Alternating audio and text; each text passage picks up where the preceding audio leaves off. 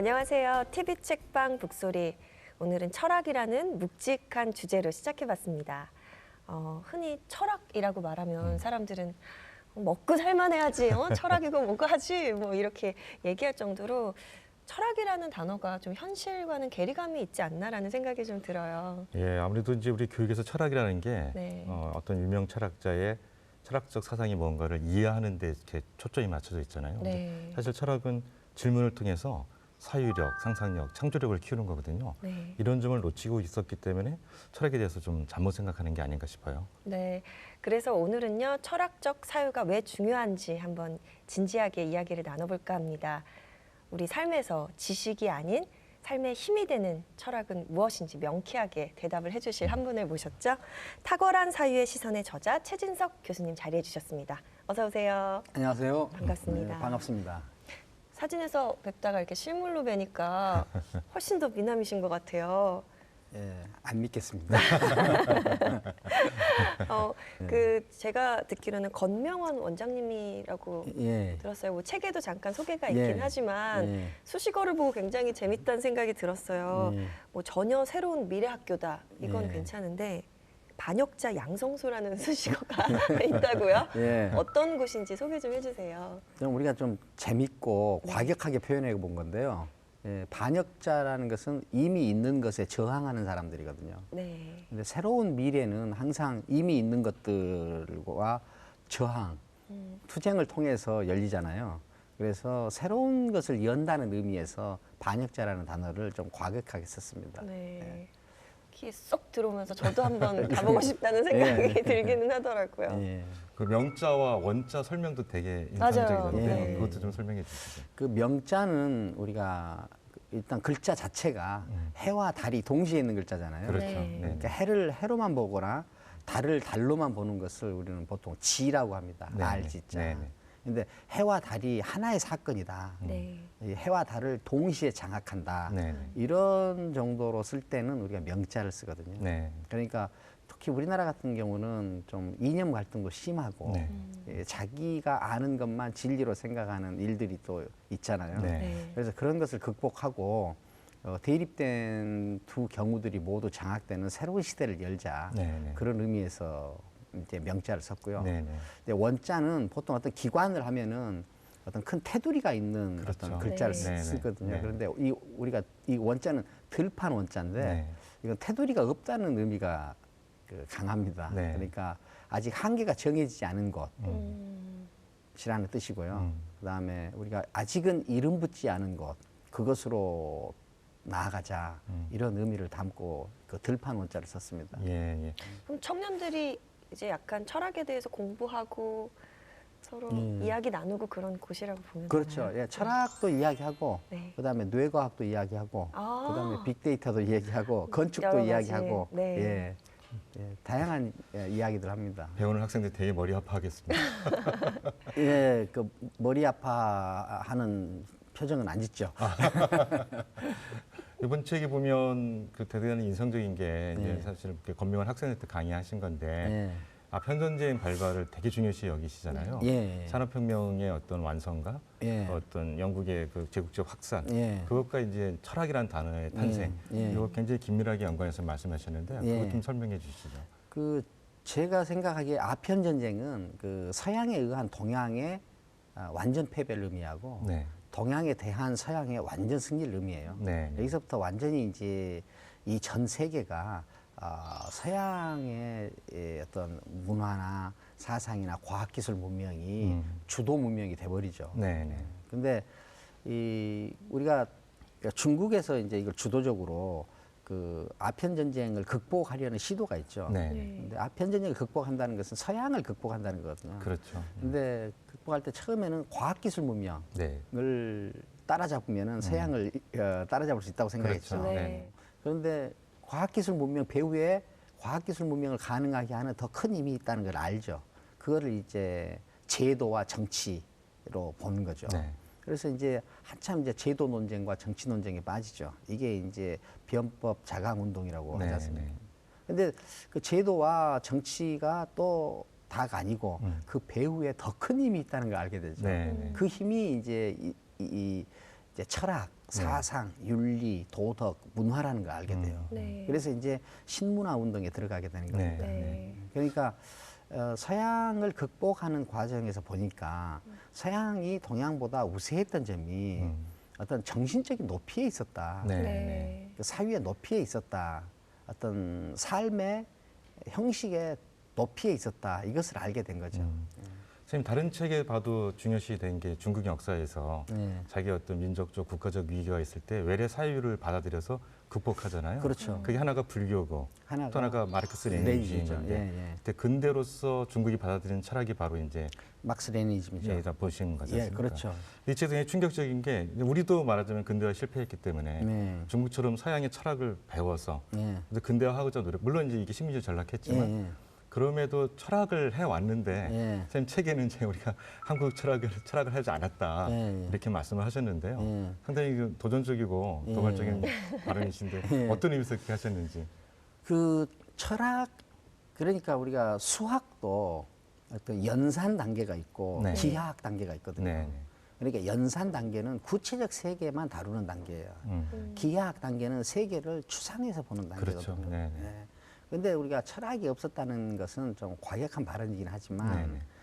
세계를 추상화해서 네. 보는 능력을 크게 발휘하지는 못했다. 네. 우리가 철학적 사유를 못한 것이 아니라 철학이라는 추상적 방법론을 가지고 정신과 사유를 네. 다루는 것은 아직 없었다. 네, 이렇게 네. 본 거죠. 네, 네. 그러니까 중국에서 막스 레니즘을 수용한 거는 그 막스 레니즘이나 그 사상 자체를 수용한 것으로 보기보다는 네, 네. 철학을 수용하는 것으로 네. 보는 것이 좀 더 나을 것 같습니다. 저는 이제 그 책이 조금 이번 책에 아쉬웠던 게 중국이 막스 레닌을 수용한 것 중에 하나가 말하자면 일본이나 서강에 대한 침략을 받았기 때문에 예. 그 민족적인 어떤 독립의 의지 예. 얘도 막스 레닌주의가 중국하고는 어울리는 게 있지 않았을까요? 그렇죠. 그러니까 그때 이제 막스 레니즘은 당시에는 그 최첨단 철학이었죠. 그렇죠. 그렇게 막스 레니즘만 있는 것이 아니라 다른 여러 첨단 철학들이 있었는데 네, 네. 중국에서는 하필 막스 레니즘을 채택한 거는 그 철학이 어떤 그 중국의 혁명이랄지 네, 네. 독립이랄지 이런 운동에도 긍정적인 영향을 줄 수 있는 철학이라고 판단했기 때문에 네, 그걸 네. 선택한 거죠. 네. 좀 이렇게 수강한 학생들이 선생님이 이 발언을 들었을 때 좀 네. 놀라지 않던가요? 그런 선생님의 사유에 대해서. 예, 좀 놀라기도 하죠. 네, 네. 예, 놀라기도 하죠. 어떤 측면에서 이렇게 좀 학생들이 왜 그러냐면 철학이라는 것은 우리가 일반적으로 생각할 때는 철학자들이 남긴 이론, 그렇죠. 내용을 받아들이는 것을 철학이라고 생각하는데 네, 네. 그 이론과 내용을 받아들이는 것은 철학의 본래 모습이 아니다라는 주장부터가 좀 과격하니까요. 아, 네. 좀 맞아요. 놀라죠. 예. 아니 사실 이렇게 철학에 관련된 예. 저자분이 나오면 선생님 말씀이 많아지시거든요. 네, 네. 그럼 반대로 전 되게 말이 없어져요. 말이 없어져서. 근데 교수님 책을 보면서는 나도 할 말이 있겠다라는 그러면. 생각을 했거든요. 네. 왜냐하면 거기에 보면은 이렇게 철학을 배우고 네. 논쟁하는 게 별로 중요하지 않다. 방금 네. 말씀하신 네. 대로. 네. 하지만 이렇게 철학적 높이의 시선을 갖는 게 더 중요하다. 그렇죠. 이렇게 예. 말씀하셔서 뭐 100% 이해하지는 못했지만 그래도 뭔가 지식은 없어도 된다라는 생각이 들어서 예. 아, 다행이다 이러면서 막 읽어 나갔었거든요. 예. 철학적 높이의 시선 예. 이 부분을 뭐 약간은 이해가 가지만 좀 구체적으로 설명 좀 해주세요. 예. 제 책 제목이 그 탁월한 사유의 시선이잖아요. 네. 그러니까 사유라는 것은 철학의 가장 큰 특징이에요. 그러니까 생각한다는 거거든요. 네. 그런데 이 세상에 존재하는 모든 것들은 다 생각의 결과들이잖아요. 그렇죠. 그렇죠. 제도랄지 물건이랄지 다. 네. 그러니까 우리는 무슨 일을 하든지 생각을 하고 그 생각을 구체화시키는 활동을 하잖아요. 근데 철학은 그 생각 가운데서 가장 높은 생각이에요. 그 인간은 그 사실 두 세계에서 살거든요. 네. 인간과 관계없이 존재하는 자연 세계하고 네. 인간이 건설한 문명 세계에서 살아요. 이 자연 세계를 이해하는데 가장 높은 사유에 도달한 것은 수학이에요. 문명 세계를 보는데 가장 네. 높은 수준에 도달한 사유는 철학이죠. 네. 그러니까 모든 것이 생각이 지배하는 것이기 때문에 네. 생각이 높아지면 네. 지배력이 커지는 거죠. 네. 통제력이 더 강화되는 거고. 그렇죠. 예. 예. 예. 그러니까 철학적 시선에서 누리는 삶이 있고 그냥 철학적 시선이 아닌 곳에서 누리는 삶이 있거든요. 그것이 이제 나라 사이에서는 무엇을 결정하냐면은 선진국과 후진국을 결정해요. 그러니까 독립적이냐 종속적이냐를 그렇죠. 결정하고. 네네. 예. 그래서 이 책이 좀 이렇게 젊은 친구들한테 자극되는 게 우리 사회, 우리 민족의 가장 큰 과제가 중진국의 문턱을 넘어서 선진국을 가야 되는데 네. 왜 우리가 그렇게 오랫동안 중진국의 영역, 특히 이제 뭐 이렇게 뭐 아시아의 세계 용이라는 예. 칭찬을 들으면서도 왜 전환하지 못하고 예. 이 상태에 머물거나 퇴화하고 있는 듯한 예, 예. 그런 인상을 받느냐에서 철학의 힘이 없기 때문이다. 그렇죠. 이렇게 말씀하시는 거잖아요. 그렇죠. 예, 예. 예. 이건 굉장히 그 중요한 문제예요, 사실은. 네, 네. 왜 그 사실 철학적 높이의 시선, 철학적 높이의 활동을 하느냐 안 하느냐가 네, 네. 이 여기까지만 살다 갈 것이냐 아니면은 더 나은 삶을 살 수 있느냐를 결정하거든요. 네, 네. 그래서 학생들한테 하신 강의라 그런지 구체적인 설명이 많이 나오는데 네. 그중에 하나 우리가 선주게 되지 못한 게 우리가 먼저 만든 게 뭐가 있냐. 예. 그 말씀이 되게 인상적이더라고요. 그렇죠. 예. 예. 지금 이 방 안에 있는 물건 가운데 우리가 만들기 시작한 건 거의 없거든요.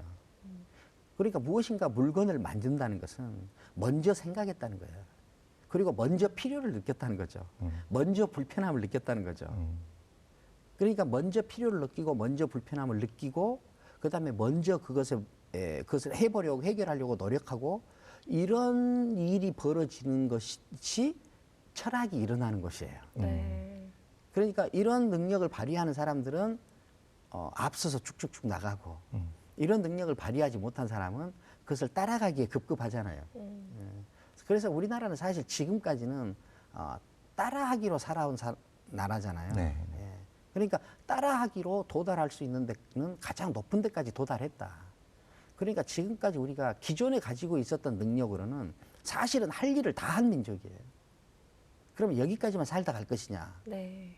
아니죠. 아니죠. 도전해야 된다는 거죠. 네. 그 도전의 높이가 어디냐? 그것이 탁월한 지선의 높이다. 철학적 높이다. 이렇게 말씀을 드리는 겁니다. 이게 참 말은 쉬운데 예. 철학적으로 생각한다. 철학적 높이의 시선을 갖는다는 거는 쉽지는 않은 것 같아요. 그렇죠. 쉽지 않죠. 네, 그래서 책에서 보면은 이렇게 철학적 사유를 위해서는 뭐 익숙한 환경과 조금 단절해야 예. 되고 예. 이런 용기가 필요하다고 하잖아요. 예, 예. 그래야지라고 생각해도 또 그게 또 쉽지는 않을 것 같거든요. 쉽지 않아요.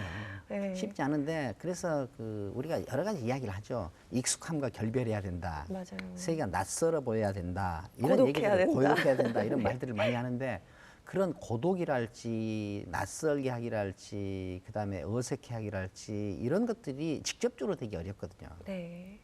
그러면은 그것들이 자연스럽게 이루어지게 하는 방법이 뭐냐? 뭐예요? 그것이 자기만의 고유한 꿈을 갖는 거예요. 그러니까 자기만의 고유한 꿈을 가지면은 네. 그 꿈에 의해서 다른 것들이 다 보이고 해석이 되거든요. 꿈이라고 하면은 이렇게 먼저 묻는 것이 사람들이 가능한가, 가능하지 않는가, 네. 아, 이룰 수 있는가, 이룰 수 없는가 네. 이걸 많이 따지거든요. 그런데 꿈은 사실은 이 영토에 살다가 저 영토로 건너가겠다는 거거든요. 네. 네.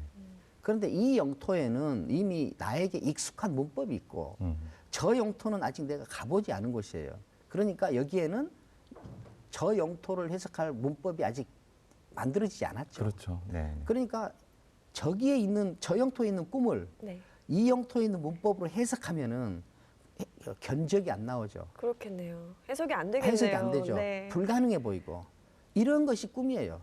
그런데 꿈을 꾸면서 가능성부터 묻는달지 효과부터 묻는달지 하면은 그것은 제가 생각할 때는 그냥 좋은 계획이지 네. 꿈은 아니라고 보는 거죠. 네. 네. 그러니까 항상 인간이 이 영토에서 저 영토로 건너가려는 이 시도를 하느냐 하지 않느냐가 그 사람을 새로운 세계로 건너가게 하느냐 안 하느냐를 결정한 거죠. 네.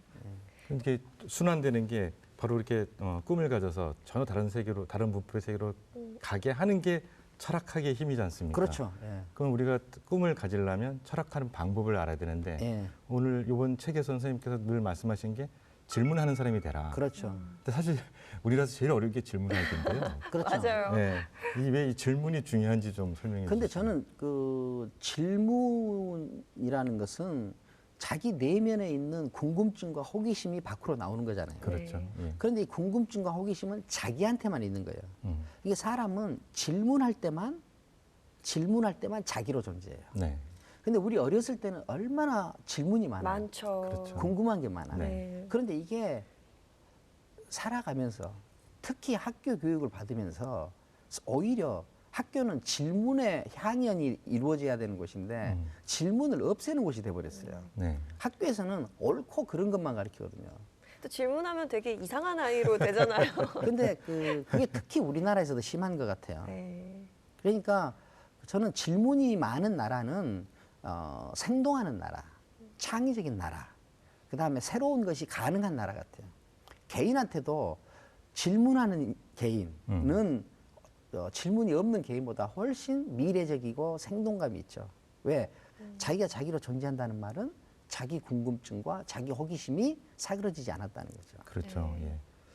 근데 이렇게 학생들한테 그런 말씀을 하시면 학생들은 분명히 속으로 뭐라고 생각하냐면 그러면 질문하는 법은 어떻게 배워야 됩니까? 이런 생각을 할 텐데요. 그렇죠. 질문하는 법이라는 건 없어요. 네. 질문을 하는 구체적인 방법은 네. 세계 어디에도 없어요. 없죠. 네. 그러니까 질문이 중요하다는 말밖에 할 수 없어요. 음. 질문이 중요하다. 질문이 이러이러한 효과를 난다. 음. 근데 질문을 하려면은 너만의 궁금증과 호기심이 있어야 한다. 너만의 궁금증과 호기심이 있으려면은 너만 이루고 싶은 너만의 세계가 있어야 된다. 그걸 우리가 꿈이라고 이제 네. 말하는 거죠. 정말 그건 교육이 해줄 수 없는 영역이네요. 교육이 해줘야 하는 영역인데 아, 예. 교육이 그걸 못하는 거죠. 우리 저기 어릴 때 네. 그 중마고우라고 하죠. 그 네. 중마 네네. 대나무를 다리 사이에 끼고 말처럼 타고 다니잖아요. 네네. 근데 학교 들어가기 전까지는 이걸 말인 줄 알고 타고 다니거든요. 예. 근데 학교만 들어가면은 그건 말이 아니야. 네. 그건 그냥 대나무야. 음. 이렇게 말한단 말이에요. 근데 저는 교육은 그래서는 안 된다고 봐요. 네. 교육은 그 어린애가 그 말을 타고 학교를 오면은 네. 야, 그 네 말 참 멋있구나. 너는 이 말을 타고 어디로 가고 싶으냐? 네 말은 빠르냐 느리냐? 이런 걸 가지고 대화를 해야 되죠. 그런데 그것이 말이 아니다. 그것은 대나무다. 네. 지인이를 가리켜서 이 어린 아이의 그 상상력과 창의력을 그냥 이렇게 죽여버리는 경우가 많죠. 그렇게 해서 성장하다 보니까 우리 저 대학생들한테 바람직한 것보다는 바라는 걸 해야 된다고 말을 하잖아요. 네. 그럼 다 동의를 해요. 그 다음에 손을 들고 질문합니다. 그런데 선생님, 저는 내가 뭘 바라는지를 모르겠어요. 네. 그럴 수 있을 것 같아요. 뭘 바라는지 모르. 인간이 자기가 뭘 바라는지를 모르는 인간이 되었다. 그건 상당히 퇴화됐다는 의미 아니겠어요? 어떻게 자기가 원하는 것을 자기가 모를 수 있어요? 근데 그게 그렇게 돼요. 그러니까 어떻게 보면은 이렇게 사회 안에 있다 보면 굉장히 능동적이고 창의력 있고 호기심 많았던 내가 네. 굉장히 이렇게 수동적이고 예. 뭔가 종속적인 그렇죠. 사람이 되면서 철학적으로 사유하는 방법을 좀 잊게 되는 것 같다는 생각도 예. 드는 것 같아요. 그러니까 그게 왜 그러냐면은 어려서부터 경쟁에 빠져 있다 보니까 네. 타인과 겨루는 것에 익숙해 있지 음. 자기하고 겨루는 것에 익숙하지 않아요. 네. 근데 인간은 다른 사람들과 견주기 시작하면서 자기는 줄어들거든요. 네. 경쟁을 한다면 인간은 오직 자기 자신하고만 경쟁해야 돼요. 그래야 자기가 단단해지고 더 나아지고 하고 그다음에 자기 눈으로 자기를 볼 수 있게 되거든요. 그런데 타인과 경쟁하는 데 빠지면 타인과 겨루는 데 빠지면은 항상 다른 사람 눈으로 자기를 보게 돼요. 네. 근데 다른 사람들의 눈으로 자기를 보는 순간 자기의 고유함, 자기의 능동적 주체력 이거는 좀 살아나기 어렵죠. 그런 관점에서 선생님이 경쟁이 치열한 사회는 진보도 어렵다 이렇게 예, 말씀하시는 예. 거예요. 그렇죠. 네. 우리가 일반적으로 말하는 경쟁이란 것이 네. 이미 정해진 시스템 안에 들어가 가지고 그 시스템에서 어떤 부분을 차지하겠다 할지 어떤 것을 더 빨리 잡겠다 할지 하는 거잖아요. 네. 그러니까 경쟁 시스템이라는 것은 기본적으로 있는 시스템을 지키는 행위예요. 네. 그런데 인류의 어떤 그 진보라는 것은 이 시스템이 달라지는 것을 말하거든요. 네. 그러니까 경쟁이 치열하다 하는 것은 뭐냐면은 이 시스템이 견고하다는 뜻이에요, 사실은. 네. 그러니까 경쟁이 치열하면 치열할수록 이 시스템은 견고하고 견고해지고 새로운 시스템으로 전이가 진보가 매우 어려운 사회가 되죠. 사실 우리가 지금의 선생님이 이 책에서 젊은이한테 말씀하신 메시지가 민족적이나 국가적인 명제가 지성과제가 선진국으로의 도약인데 예. 그게 안 되고 오히려 예. 청년 세대가 경쟁에 시달리고 있고 예. 여러 가지 어려운 것도 좀 딱 맞아 떨어지는 게 예, 되겠네요. 그렇죠. 네. 그게 딱 그게 어려운 것 같아요. 예. 그러니까 지금 그 계속 이 경쟁 구조 속에서 학창 시절 계속 보내고 나서 직업을 선택하거나 할 때 정말 반성해야 돼요. 네. 이걸 내가 정말 원하는 일인가? 원하는 일인가? 아니면은 다른 사람들이 눈에 좋아 보이는 일인가? 아, 예. 그러니까 대개는 경쟁이 치열하다는 거는 사회적으로 딱 이렇게 모든 직업이 계층화가 돼 있어가지고 그렇죠. 예. 능력에 따라서 제일 위에 있는 것을 차지하려고 그러거든요. 네. 제일 위에 있는 것은 뭐냐면 다른 사람들이 다 좋다고 하니까 제일 위에 있는 거예요. 그러니까 내 능력이나 내 욕망보다는 사회의 욕망, 사회의 필요에 의해서 자기 인생을 결정해버리는 일이 너무 많죠. 얘기를 듣다 보니까 왜 교수님 책 안에 보면 중국 그 시골 도사 만나셨는데 그분과의 대화 중에 이렇게 철학은 뭐 국가 발전의 기초다. 예. 그 얘기가 떠오르는 것 같아요. 예. 이렇게 비슷한 맥락일 것 같다라는 생각도 들거든요. 그렇죠. 저는 그 깜짝 놀랐어요. 그 이야기를 들으면서 그 도사들은 제도권 교육을 거의 잘 안 받거든요. 네. 그래서 어려서부터 도관에 맡겨져요. 네. 근데 그분이 나를 만나자마자 철학이 국가 발전의 기초다 이런 이야기를 해요. 근데 아까 처음에 말씀하셨지만 우리나라는 아직도 철학하면은 현실과 분리된 거. 네. 철학자가 국가 발전을 이야기하면 어쩐지 사이비 같고 안 될 것 안 될 것 같고. 같고. 네. 네, 그런 뭐 폴리페스 같고 네. 뭐 그러잖아요. 근데 이 중국의 도사는 철학이 국가 발전의 기초라냐면은 철학과 국가 발전이 한 덩어리로 움직여본 시대를 살아봤어요. 네. 그런 네. 기억이 있고 네. 우리나라는 왜 철학과 국가 발전은 분리된 것으로 생각하냐면은 철학과 국가 발전이 한 덩어리로 움직여본 역사적 경험이 없는 거예요. 그러니까 중국 그 도사는 선진국을 살아본 역사적 경험을 가진 사람이기 때문에 그런 말을 할 수 있었던 것 같아요. 예. 나는 그런 역사적 경험이 없는 문화권에서 살았기 때문에 그 말을 듣고 깜짝 놀랐던 거고. 네. 근데 역사적으로 보면 고려 시대는 불교가 우리에게 어떤 탁월한 사유의 시선을 줬고 예. 조선 시대는 성리학이 줬는데 선생님 말씀은 사실은 근대 이후에 우리의 그렇죠. 그러니까 다른 사람들이 만들어놓은 철학을 받아들여서 네, 네, 네. 고유의 사유가 그것을 아니고 내면화한 네, 그렇죠. 이것은 철학적 태도가 아니에요. 네, 네. 이게 철학은 높은 수준에서 생각하는 것이 철학이지 그 수준에서 생각해낸 결과를 숙지하는 게 철학이 아니에요. 그러니까 어떻게 보면 우리나라는 그냥 약간 지식을 받아들이는 것처럼 그렇죠. 그러니까 습득한 거네요. 중요한 말씀하셨어요. 우리나라는 지금까지 지식 생산국이 아니라 지식 네. 수입국이거든요. 그렇죠. 예. 그러니까 이 지식이라는 것은 경험과 세계를 통제하고 관리하는 매우 고차원적인 어떤 체계예요, 방법이거든요. 그러니까 지식을 생산하는 사람들은 네. 윤리적이고 공적인 훈련을 이 궁금증과 호기심을 발휘하면서 그 훈련을 받아요. 자연적으로 그냥 그렇죠. 받게 되는 거네요. 그런데 이 지식을 수입한 사람들은 이 과정이 없기 때문에 이 공적이고 윤리적인 훈련을 받기 어렵죠. 선생님 말씀하신 게 우리가 예. 민주주의가 덜 성숙하게 된 예. 최근에 여러 가지 탄핵 정국도 예. 그런 데서 발생했다고 볼 수가 있겠네요. 물론이죠. 예. 지금은 우리나라 지식인들이 다른 수입된 지식만 가지고 있잖아요. 네. 그러니까 지식 생산은 하지 않고 지식 수입만 한 것으로 자기를 채우고 있거든요. 네. 네. 그렇기 때문에 윤리적이고 공적인 훈련을 받을 틈이 없죠. 네. 그래서 우리나라 최고 지식인들이 지금 청문회에 나와가지고 하는 말이 뭐냐면 모른다. 나는 안 했다. 네. 기억이 안 났다.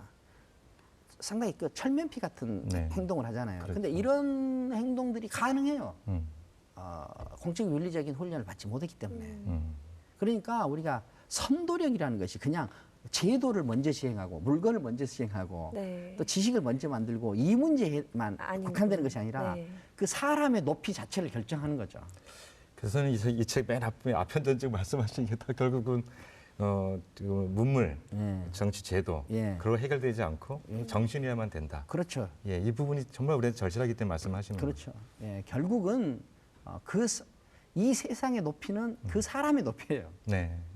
사람의 높이. 그러니까 이 철학적 시선을 갖는다 하는 것은 어떤 특별한 기능이 아니라 네.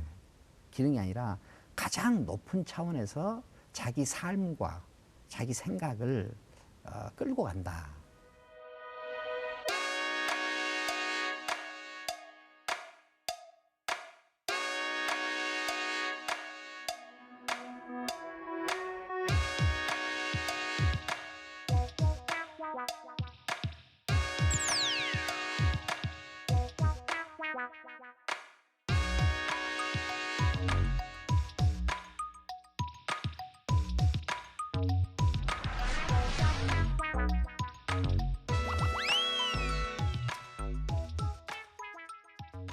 오랫동안 우리는 뭐 칸트가 무슨 말을 했는지, 예. 그래서 칸트가 쓴 그 어려운 책을 다 읽어냈는지, 그래서 그걸 요약 정리하고 자기 생각을 말할 수 있는 정도만 해도 철학하는 삶이다 생각했는데, 예. 저는 그게 아니라 칸트는 도대체 뭘 고민했으며 예. 어떠한 철학적 반복을 통해서 그 자리에 갔는지 그 길을 잘 봐라 이렇게 말씀하시는 거잖아요.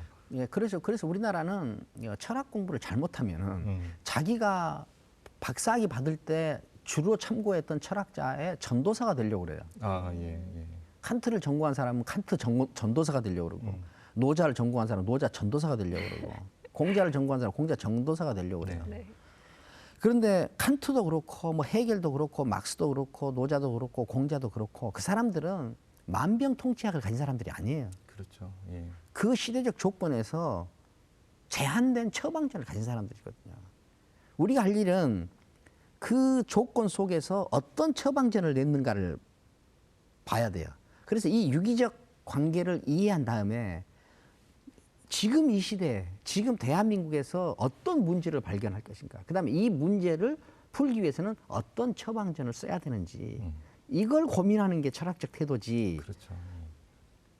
엉뚱한 시대에서 나온 좀 화려해 보이는 처방전을 갖다가 이 처방전으로 우리의 모든 문제를 해결하려고 갖다 적용하면은 안 되죠. 예, 효과도 없고. 교수님 얘기를 듣다 보면 약간 혼돈이 와요. 내가 생각했던 네. 어떤 정의라고 믿었던 것들이 아닌가라는 생각도 막 들기도 하면서 네. 그 굉장히 충격적이었던 문장 하나가 생각나거든요. 제가 하나 읽어드릴게요. 나라고 하는 자아의식은 보통 자기로부터 생산된 것이라기보다는 사회적으로 이미 만들어진 보편적인 생각을 각자가 내면화해서 그것을 나라고 생각하는 것이다. 예, 예.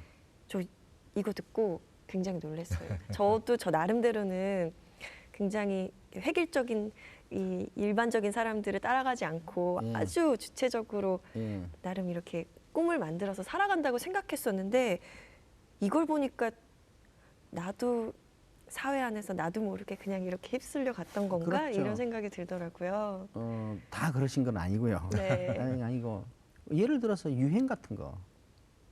많이 같은 거. 따라하죠. 유행을 왜 우리가 그렇게 따라가려고 그러죠? 많은 사람들이 그것을 멋있다고 합의했기 때문에 그래요.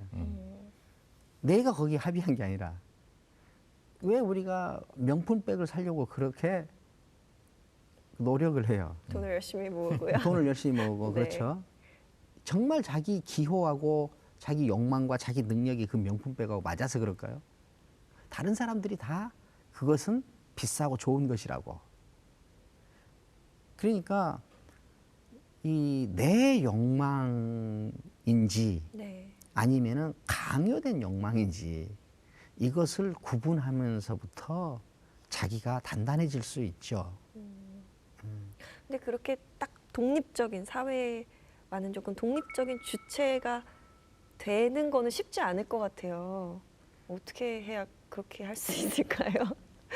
그 인생을 포기하면 돼요. 네? 선생님, 근데- 고독과 용기를 말씀하신 게 그런 차원 아니신가요? 그렇죠. 네. 그런데 네. 그 고독과 용기에서만 위대함이 나오거든요. 이걸 좀 두려워하면 안 되겠네요. 그렇죠. 두려워하면 안 되죠. 쉬운 것, 안전한 것만을 추구하는 사람들로 사회가 채워져 있다. 네. 그러면 모험이 일어나지 않는다. 그러면은 새로운 것은 일어날 수 없고 위대함이 탄생할 수 없죠. 지식도 그렇습니다. 지식도. 우리가 무엇을 안다고 할 때 보통 이미 있는 것에 대해서 지적으로 이해하는 것을 안다고 그러거든요. 이거는 매우 평면적인 알미예요. 진짜 안다는 것은 아는 것을 바탕으로 해서 모르는 것으로 넘어가려고 발버둥 치는 거 있죠. 네. 이게 아는 거예요. 그런데 모르는 것으로 아직 알려지지 않은 것, 네. 이것으로 넘어가려고 발버둥 치는 일이 일어나는 것이 선진국이에요. 이 일이 일어나지 않는 것이 후진국이고. 그런데 이 후진국 왜 이 발버둥 치는 일이 일어나지 않느냐? 모험심이 없기 때문에 그래요. 저 아직 알려지지 않은 곳으로 간다는 것은 위험을 자초한다는 말이거든. 불안을 이겨낸다는 거거든요. 용기가 있다는 말이에요. 네. 예.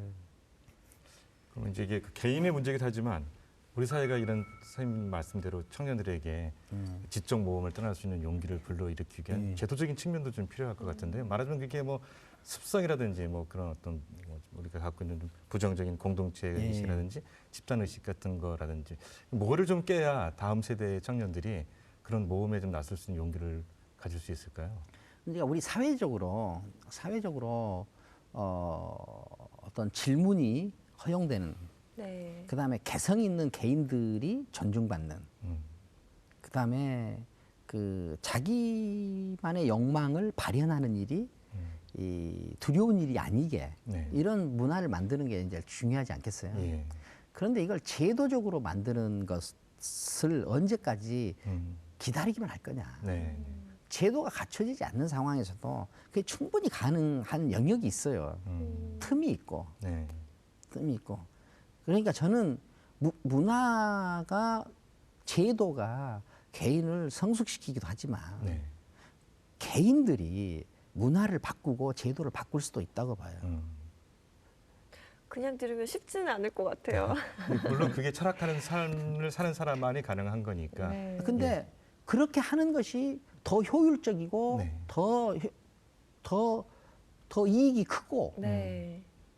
더 큰 돈이 되고 한다는 것을 알아야죠. 네. 네. 그것을 알면 가능해지는 거죠. 그러니까 우선 내가 고독해지는 일, 내가 모험을 감당하는 일, 네.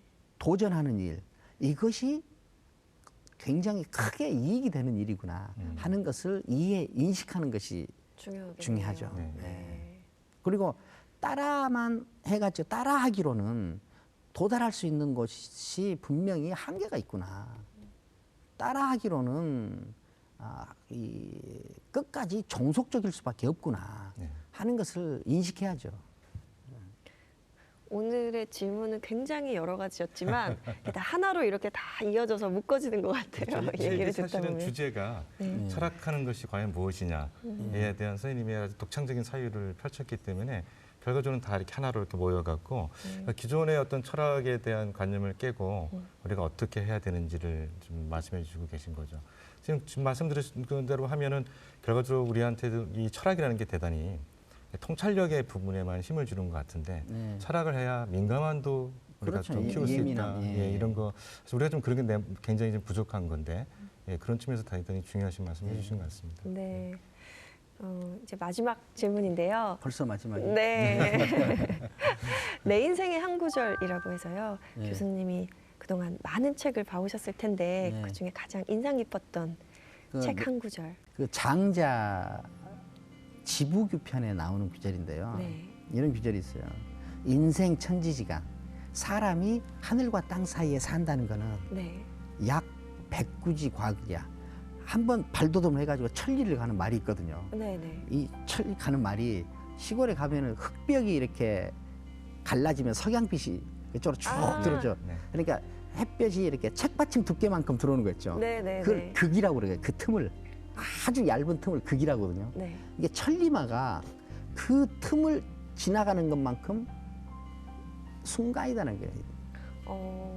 그래서 호련할 따름이다. 그러니까 그 인간이 하늘과 땅 사이에 한평생 사는 일은 책받침 두께만한 그 틈을 천리마가 지나가는 것처럼 짧다. 그것이 제 인생의 한 구절이에요. 네. 철학책을 인용하시지만 되게 시적인 맞아요. 말씀이십니다. 철학과 은유가 함께 들어가는 그런 이야기였던 것 같아요. 오늘 교수님 말씀 들으면서 그 우리가 맨날 나라가 문제 있어 막 이런 얘기를 하는데 결국 국가 발전을 위해서나 나 자신의 발전을 위해서나 끊임없이 내 스스로에게 질문하고 자꾸 뭔가 높은 시선으로 생각할 수 있는 그런 훈련을 좀 해야겠다는 생각이 들었어요. 저는 이 책을 어떤 국가 발전을 위해서 쓴 것이 아니에요. 네. 우리가 한 명 한 명이 시선을 높이고 삶의 격을 높이는 것이 그것이 국가 발전에 기여한다. 입어질 것 같아요, 예, 진짜. 그런 이야기를 쓴 거죠. 네. 저도 오늘부터 나는 누구인가부터 생각을 한번 해봐야겠다는. 네, 입학식도 안 치르고 건명한 학생이 됐습니다. 조만간 거기에 들어갈 것 같은 생각이 환영합니다. 드는데요.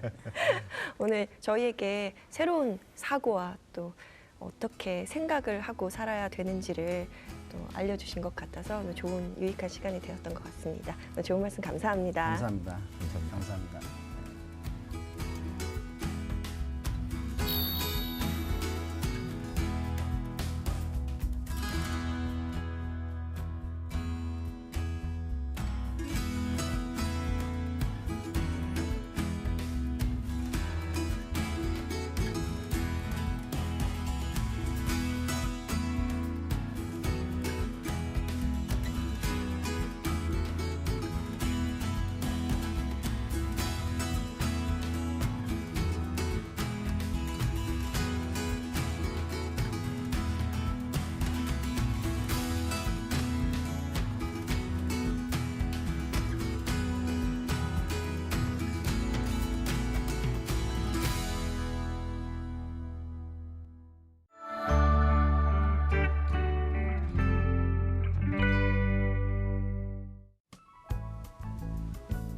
네, 오늘은 최진석 교수님을 모시고 철학함에 대해서 이야기를 나눠봤는데요.